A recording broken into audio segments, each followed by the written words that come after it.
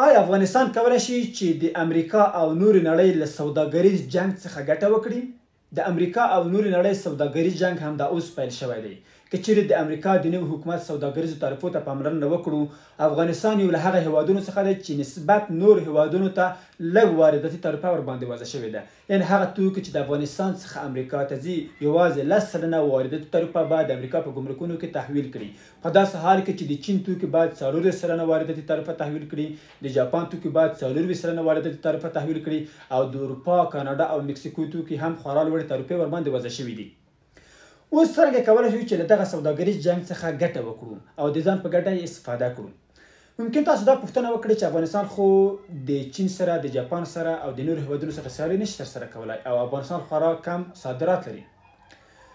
که چېرته موږ هر هیواد ته وګورو، هر هیواد په یوه برخه کې مزیت لري یا غوره لري. افغانستان ته که چېرته موږ وګورو په 5 توکو کې غوره لري، یعنی 5 توکي دي چې نسبت نورو هیوادونو ته یې په ښه شکل سره تولیدوي او ښه یې صادروي. یو توکی چې د هغه زعفران دی، دویم توکی چې د هغه وچه میوه ده، دریم توکی چې د هغه قیمتي ډبرې دي، څلورم توکی چې د هغه قالین دي، پنځم توکی چې د هغه مرمرې ډبرې دي. یعنې د هغه 5 توکي دي چې د افغانستان په دغه کې مزیت لري، غورهوالی پکې لري. که چیرې د افغانستان د سوداګرۍ خونې اعداد او ارقامو ته فکر وکړو، هغه توکي چې افغانستان امریکا ته په خاص صادرول، په هغه کې زعفران شامل دي، په هغه کې وچه میوه صادره ده، په هغه کې قالین شامل دي، همدارنګه نسوار پکې شامل دي.